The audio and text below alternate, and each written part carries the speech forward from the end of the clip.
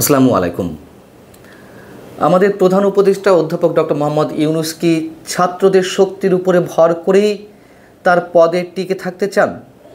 এরকম একটি বিতর্ক বেশ কয়েকদিন ধরে গড়ে উঠেছে, যা আমাদের শুনতে ভালো লাগে না। তার কারণ অধ্যাপক ডক্টর মোহাম্মদ ইউনূসের নিজের যে উচ্চতা, তার যে দক্ষতা, তার যে প্রজ্ঞা, তাতে এই পদে থাকার জন্য সাধারণ মানুষের যে সমর্থন সেটিই যথেষ্ট এবং নিঃসন্দেহে বিশেষ কোনো শক্তির উপরে ভর করে তার টিকে থাকার দরকার নেই। তার বিরুদ্ধে নানান ধরনের ষড়যন্ত্র চলতে পারে, সেইগুলো মোকাবেলাও নিশ্চয়ই সাধারণ মানুষের যে সমর্থন সেই শক্তিই যথেষ্ট।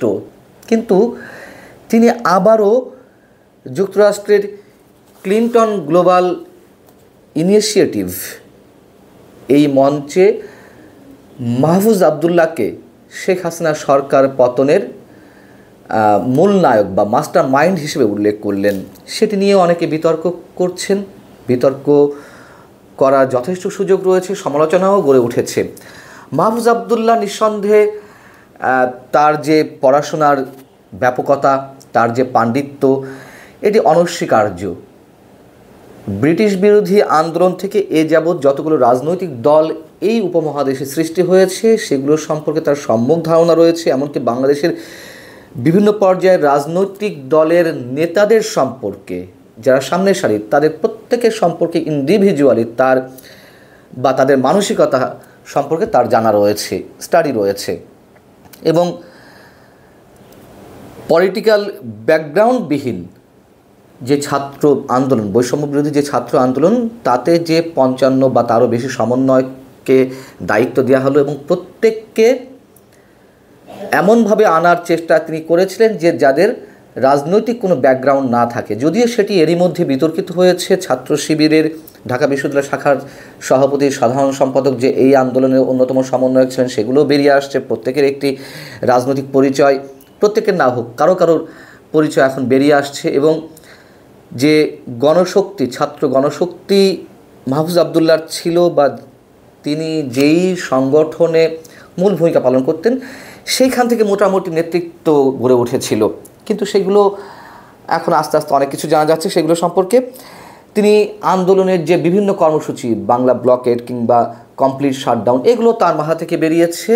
এবং যেটি সত্য কথা, সার্জিস আলম কিংবা হাসনাত আবদুল্লাহর সহ আরও যে ৪ সমন্বয়ক, মোট ৬ সমন্বয়ক ডিবির কথিত হেফাজতে ছিলেন, তাদেরকে আটকে রাখা হয়েছিল। তারপরেও আন্দোলন কিন্তু চলছিল, আন্দোলন কিন্তু স্তীমিত হয়নি, আরও দুর্বার গতি পেয়েছিল। প্রশ্ন উঠেছিল কারা নিয়ন্ত্রণ করছে। এর পেছনে অনেক সময় বাকের মজুমদারের নাম এসেছে, আসিফ মাহমুদের নাম এসেছে, কিন্তু আন্দোলন তো চলছিল। এইগুলো সংগঠিত করছিল কে? অবশ্যই মাহফুজ আবদুল্লাহ, এটুকু আমরা মনে করি। এবং সেনাপ্রধানের সঙ্গে বৈঠকে কিংবা প্রেসিডেন্টের সঙ্গে বৈঠকে সরকারের রূপরেখা নিয়ে এই ছাত্রদের প্রতিনিধি হয়ে মাহফুজ আবদুল্লাহ সেখানে উপস্থিত ছিলেন, তার মতামত ব্যক্ত করেছেন। মাহফুজ আবদুল্লাহকে খোঁজার জন্য অনেক চেষ্টা নাকি করেছিল আওয়ামী লীগ সরকার।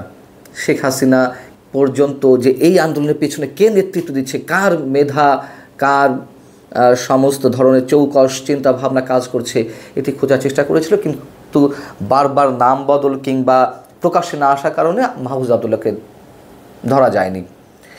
এগুলো আমরা সবই স্বীকার করতে চাই, কিন্তু আপত্তি উঠেছে এক জায়গায়। সেটি হচ্ছে ক্লিন্টন গ্লোবাল ইনিশিয়েটিভের মঞ্চে ডক্টর মোহাম্মদ ইউনূস ৩ ছাত্রকে পরিচয় করিয়ে দিলেন। তার মধ্যে মাহফুজ আবদুল্লাহকে পরিচয় করিয়ে দিলেন প্রথমে বৈষম্য বিরোধী ছাত্র আন্দোলনের মূল হোতা এবং শেখ হাসিনা সরকারের পতনের মাস্টার মাইন্ড হিসেবে।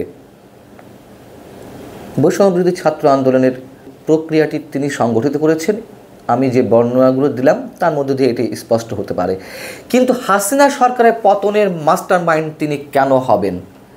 হাসিনা সরকারের পতনের জন্য বিভিন্ন রাজনৈতিক দল, সেটি বিএনপি থেকে শুরু করে জামাতে ইসলামী, বামপন্থী বিভিন্ন ধরনের সংগঠন, গণ অধিকার পরিষদ কিংবা এবি পার্টি, এরকম আরও বিভিন্ন রাজনৈতিক দল তারা আন্দোলন চালিয়ে আসছিল। এবং এই আন্দোলনের প্লট তো নির্মাণ হয়েছে গত ১৫ বছরের নানান ধরনের প্রতিবাদী কর্মসূচির মধ্য দিয়ে। শুধু রাজনৈতিক দল নয়, ইন্ডিভিজুয়ালি যে সুবুদ্ধি সম্পন্ন মানুষরা কথা বলেছেন, তারা নির্যাতনের শিকার হয়েছেন, কারো চাকরি গেছে, কেউ কারাগারে গেছেন, অ্যারেস্ট হয়েছেন, নানানভাবে হেনস্থার শিকার হয়েছেন, গুমের শিকার হয়েছেন, হত্যাকাণ্ডের শিকার হয়েছে যে মানুষগুলো, তাদের পরিবারের প্রতিবাদ, এই সব কিছু মিলে তো শেখ হাসিনার পতনটা ত্বরান্বিত হয়েছে। ত্বরান্বিত মানে শেষ পর্যায়ে এসে বৈষম্যবিরোধী ছাত্র আন্দোলন তারা একটি প্রচণ্ড ঝাঁকুনি দিয়েছিল, ধাক্কা দিয়েছিল, তার সাথে জনতাও নেমে এসেছিল।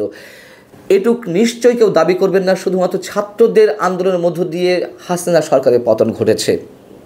জনতা যদি সাথে না নামতো এই আন্দোলন এত দ্রুত, এত তীব্রতা পেত না। কেউ প্রশ্ন করতে পারেন তাহলে বিএনপি যে একের পর এক আন্দোলন করছিল তারা তো মানুষকে নামাতে পারছিল না। আর মানুষ তো একটা নিউট্রাল প্ল্যাটফর্মের আশায় ছিল।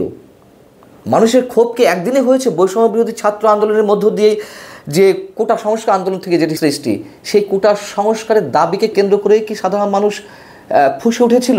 একবারে নিশ্চয়ই না। 15 বছরের যে কয়েকটি এক্সাম্পল শর্টে আমি দিলাম অতি সংক্ষিপ্তভাবে, তার সমন্বিত রূপ তো এই আন্দোলন। এবং এর সঙ্গে তো অবশ্যই মূল্যস্ফীতি, সাধারণ মানুষের যে টিকে থাকতে যে নাভিশ্বাস উঠে যাচ্ছিল, এগুলোও কাজ করেছে, অনেক অনেক কম্পোনেন্ট কাজ করেছে।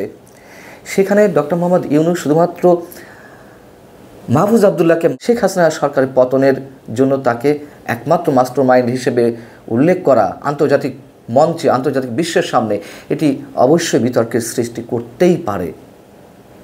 এতে করে একদিকে যেমন অন্যান্য রাজনৈতিক দলকে ছোট করা হচ্ছে, পাশাপাশি সাধারণ যে মানুষেরা রাজপথে নেমে এসেছিলেন এবং অনেকে নিহত হয়েছেন, আওয়ামী পরিবারের অনেক সমর্থক বা অনেক আওয়ামী পরিবার যারা রয়েছে দেশে, তাদের সদস্যরা এই আন্দোলনে যুক্ত হয়েছিলেন।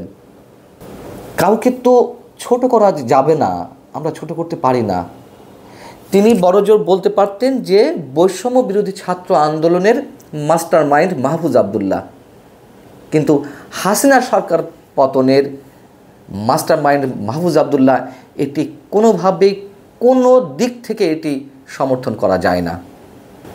আমার মনে হয় এই বিষয়গুলো অধ্যাপক ডক্টর ইউনূস সাহেব অনেক জ্ঞানী মানুষ, তাকে এই জিনিসগুলো মনে রাখতে হবে, নচেত তিনিও আস্তে আস্তে সম্ভবত অনেক মানুষের সমর্থন হারাবেন।